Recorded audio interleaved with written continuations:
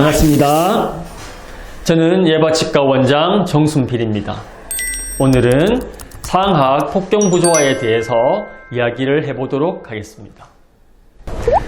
상하악 폭경부조화는 사실 말은 어렵게 들리지만 굉장히 쉬운 말입니다. 말 그대로 상하악, 윗턱과 아래턱의 폭경부조화, 폭이 맞지 않아서 윗니와 아랫니가 잘 물리지 않는 상태를 말합니다.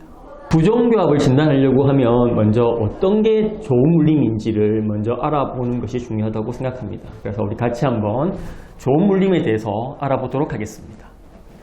이 사진은 대한치과교정학회 홈페이지에 있는 사진인데요. 자, 보시면 정면, 오른쪽, 왼쪽, 위, 아래의 이의 모습입니다. 앞쪽에서의 좋은 물림은 위의 이가 아래 이를 잘 덮어야 돼요. 깊게 물려서도 안 되고 얕게 물려서도 안 됩니다. 평균적으로 약 2에서 3mm 정도 앞니가 덮여야 됩니다. 그리고 위와 아래의 가운데 선이 있는데 이 선은 꼭 일치할 필요는 없지만 가급적이면 맞는 것이 좋아요.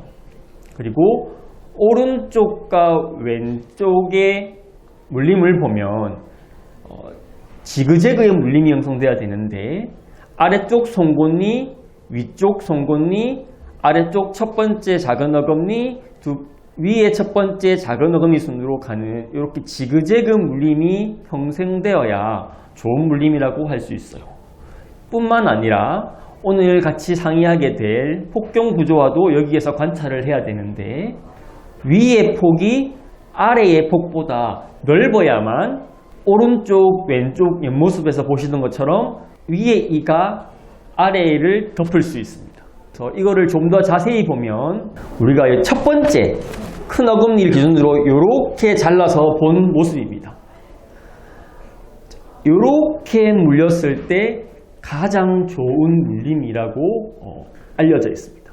이러한 물림이 형성되기 위해서는 몇 가지 조건이 필요한데 첫 번째는 위에와 아래의 폭이 맞아야 돼. 여기에서 여기까지의 거리와 여기에서 여기까지의 거리가 거의 같거나 위에가 한 0.4mm 정도 좁을 때 가장 좋은 물림이 형성될 수 있는 첫 번째 조건입니다.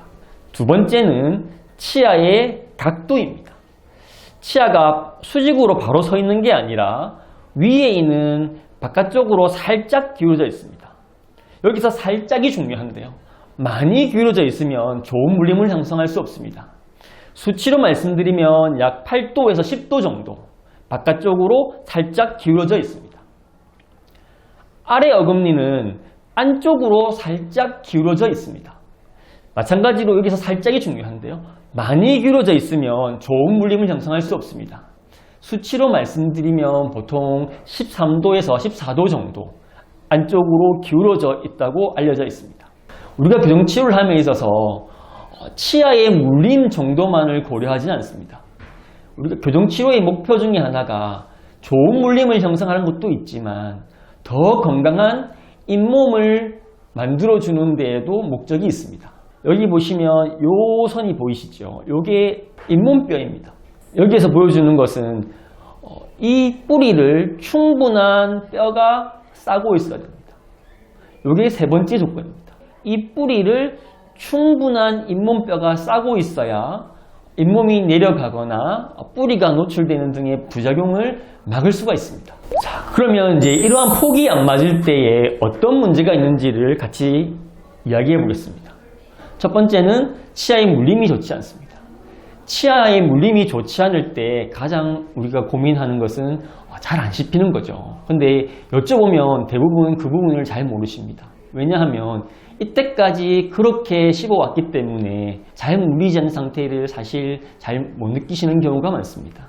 그런데 이게 단지 안 물려서 안 씹히는 문제로만 끝나는 것이 아닙니다. 우리가 잘 안 물리는 경우에는 치아에 안 좋은 영향을 줍니다. 가장 흔한 예가 뭐냐면 잇몸 바로 밑쪽에 이가 파이는 현상이 나타납니다. 이거를 obstruction 혹은 치경부 파임이라고 부르는데, 이렇게 치경부에 파임이 나타나면 많은 분들이 시림을 호소하게 되고 뿐만 아니라 그 부위에 잇몸이 내려가는 현상이 발생될 수 있습니다. 위아래 폭경 구조가 있는 경우 중에서 가장 흔한 경우는 위에가 좁은 경우예요. 그러면 위에가 좁아져 있기 때문에 위의 치아가 삐뚤한 경우가 많습니다. 여기까지는 이제 치아적인 문제인데요. 위에와 아래가 잘 안 물려요. 그러면 편하게 물기 위해서 아래턱을 옆으로 돌려서 무시는 분들이 있습니다. 이것을 우리가 하악의 기능성 편이라 부르는데, 이게 한두 번 할 때는 큰 문제가 되지 않습니다. 그러나 그것을 지속적으로 반대쪽으로 물어서 생각을 하게 되면 처음에는 습관적으로 무는 것이 나중에는 정말 심한 얼굴의 비대칭, 안면 비대칭이라고 불리는 현상으로 발전될 수 있습니다. 뿐만 아니라 우리가 웃을 때 바칼 코리더라고 불리는 검은 틈이 있어요. 이 틈은 웃을 때 보기가 안 좋다고 생각하시는 분들이 매우 많습니다. 이러한 문제점을 만들 수 있는 폭경 구조화는 실제로 흔합니다. 한 연구에서 보면 성인에서 10명 중에 3명 정도가 폭경 구조화를 보일 정도로 상당히 흔하지만 실제로 그것을 인식하는 분들은 매우 작습니다. 이런 폭경 구조화를 어떻게 평가하는지에 대해서 말씀드리겠습니다. 가장 일반적인 방법은 먼저 입안을 검사하는 거지요. 그리고 치과에서 흔히 말하는 본을 떠서 모델이라는 것을 만들어서 관찰할 수도 있고, 요즘에는 3D 스캔을 해서 직접 관찰할 수도 있습니다. 마지막으로 치과용 CBCT를 찍어서 확진하게 됩니다. 먼저 입안과 모형에서 관찰할 수 있는 부분에 대해서 설명을 드리겠습니다. 이 사진은 재신치과 교정학이라는 책에 있는 사진입니다. 물림만 보시면 모두 다 위의 이가 아래 이와 거꾸로 물리고 있는 상황입니다. 그래서 입안을 관찰해 보면 위의 이가 안쪽으로 기울어져 있고 반면에 입 천장의 폭은 정상인 경우가 있습니다. 이 경우는 치아의 위치와 기울어짐이 원인이지 위의 입천장이 좁아서 나타나는 현상은 아닙니다. 그래서 이러한 것을 치아의 문제, 즉 치성 부종교합이라고 부를 수 있겠습니다. 아래쪽 사진을 보시면 똑같이 어금니가 거꾸로 물리고 있어요. 그런데 위에와 다르게 입천장이 좁고 위의 어금니가 바깥쪽으로 기울어져 있습니다.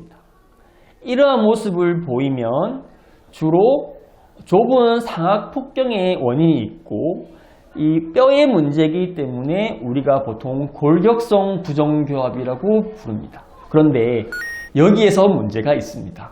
무슨 말이냐고 하면 넓다, 좁다, 바깥쪽으로 기울었다, 안쪽으로 기울었다는 사실 매우 주관적인 표현입니다. 그래서 말씀드린 것처럼 임상적 평가 그리고 치아 모형에서 평가를 하게 되면 굉장히 주관적인 평가를 하게 됩니다. 그것은 이렇게 폭경을 단지 눈으로 보고 평가하기 때문에 원인이 치아의 문제인지 뼈의 문제인지 정확하게 평가할 수 없고 매우 주관적인 평가를 할 수밖에 없습니다. 그런데 최근에는 홈빔 CT라는 게 나왔습니다. 메디칼에서 쓰는 CT와는 전혀 다른 기전으로 하기 때문에 방사선 선량이 높지 않으면서 정확한 진단이 가능한데요. 그래서 CT 영상에서 이 물림이 되는지, 제가 말씀드렸던 좋은 물림의 조건이 형성되는지를 평가를 해서 이것이 치아의 문제인지 뼈의 문제인지를 평가하는 것이 가장 확실하고 객관적인 방법입니다. 자, 그러면 이러한 폭경 구조화를 개선하기 위해서 어떻게 치료하느냐를 간략히 먼저 설명을 드리겠습니다.